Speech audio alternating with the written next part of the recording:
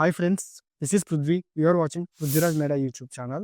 Present మనందరికీ chat GPT తెలుసు. So మీరు thumbnail లో చూసే ఉంటారు. సో చాట్ జీపీటీలో పనిచేసే ఒక వ్యక్తి ఎలా చనిపోయాడు, సుచిర్ బాలాజీ. సో ఈ ఇన్సిడెంట్ గురించి నేను రీసెంట్ గా న్యూస్ తెలుసుకున్నాను. ఈ ఇన్ఫర్మేషన్ గురించి మనం తెలుసుకుందాం. సో అంతకంటే ముందు మీరు మన ఛానల్ని ఫస్ట్ టైం మీరు చూస్తున్నట్లయితే ఈ వీడియోకి ఒక లైక్ చేసి ఛానల్ని సబ్స్క్రైబ్ చేసి బెల్ నోటిఫికేషన్స్ ఆన్ చేసుకోండి. అప్పుడే నేను పెట్టే నెక్స్ట్ వీడియోస్ మీకు నోటిఫికేషన్స్ రూపంలో వస్తాయి. ఇంకెందుకు ఆలస్యం, let's get in to the video. Suchir Balaji November 21, 1998 కోపర్టినో, కాలిఫోర్నియాలో తను జన్మించాడు. కాలిఫోర్నియాలో ఒక ఇండియన్ అమెరికన్ అంటే ఇండో అమెరికన్ ఫ్యామిలీలో తను జన్మించాడు. తను చిన్నప్పటి నుంచే చాలా ఇంటెలిజెంట్. అంటే తను చిన్నప్పటి నుంచే తనకి ప్రోగ్రామింగ్, కోడింగ్ ఇవన్నీ చాలా ఇంట్రెస్ట్. సో 11 yearsకే తను కోడింగ్ స్టార్ట్ చేసి 13 yearsకే తను ఓన్ ఒక కంప్యూటర్ని బిల్డ్ చేసుకున్నాడు. సో చూసారా ఎంత టాలెంటెడ్. అండ్ 14 yearsకే తను చిప్ డిజైన్ మీద ఇంటర్నేషనల్ సైంటిఫిక్ పేపర్ని కానీ తను రచించారు. నెక్స్ట్ 2015 to 2016 యుఎస్ఏ కంప్యూటింగ్ ఒలింపియాడ్లో ఫైనలిస్ట్గా నిలిచాడు. ఇంకా టిఎస్ఏ నిర్వహించిన ప్యాసింజర్స్ స్క్రీనింగ్ అల్గారిథమ్స్ ని తను ఇంప్రూవ్ చేయడానికి ఒక పోటీ అనేది పెట్టింది. సో కాంపిటీషన్ లో తను విన్ అయ్యి $1 lakh ని ప్రైజ్ మనీలా తను తెచ్చుకున్నాడు. నెక్స్ట్ 2021లో కాలిఫోర్నియా యూనివర్సిటీ బర్క్లీ నుండి కంప్యూటర్ సైన్స్ లో బ్యాచులర్ ఆఫ్ ఆర్ట్స్ పట్టాతో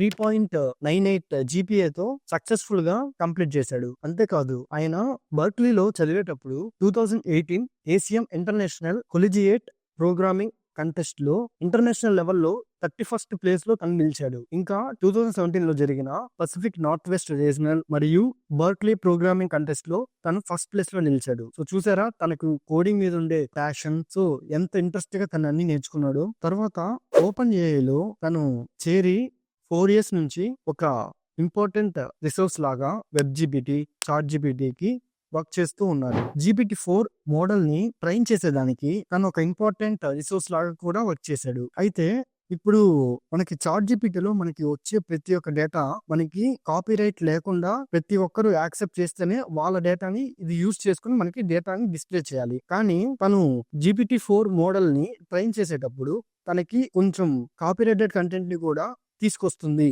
అని చెప్పి తను చాలా అన్సాటిస్ఫై అయిపోయి తను చాట్ జీపీటీలో తను ఇవన్నీ క్వశ్చన్స్ లాగా తన కంపెనీకి వేసి నెక్స్ట్ వాళ్ళు ఒప్పుకోకపోవడంతో తను రిజైన్ చేశాడు. ఆ విధంగా తను అన్సాటిస్ఫై అయ్యి 2024 ఆగస్ట్ లో తను ఓపెన్ ఏఐలో రిజైన్ చేసి, సో ఓపెన్ ఏఐ అనేది చాట్ జీపీటీకి పేరెంట్ ఆర్గనైజేషన్. అక్టోబర్ లో చాట్ జీపీటీ ఇలాంటి సంస్థలు కొన్ని ఇతరుల కంటెంట్ ని యూటిలైజ్ చేస్తున్నాయి, అంటే కాపీరైట్ కంటెంట్ ని ఇది యూజ్ చేస్తున్నాయి అని చెప్పి యుఎస్ చట్టాలను ఇది అనుసరించట్లేదు, యుఎస్ రూల్స్ ని ఇది ఫాలో అవ్వట్లేదు అని చెప్పి ఈ విధంగా ఓపెన్ ఏఐ మీద తను ఆరోపించాడు. అదే విధంగా ఓపెన్ ఏఐ మీద ఉన్న ఒక ప్రముఖ కాపీరైట్ కేసులో సుచిర్ చాలా ఇంపార్టెంట్ సాక్షిగా పిలిచారు. తర్వాత నవంబర్ 21 తన బర్త్డే సెలబ్రేషన్స్ అయిపోయిన తర్వాత సడన్ గా నవంబర్ 26 తను కాలిఫోర్నియాలో ఉండే అపార్ట్మెంట్ లో తను మృతి చెందినట్లు న్యూస్ లో వచ్చింది. దీనికి వాళ్ళ అమ్మ పూర్ణిమారావు ఇది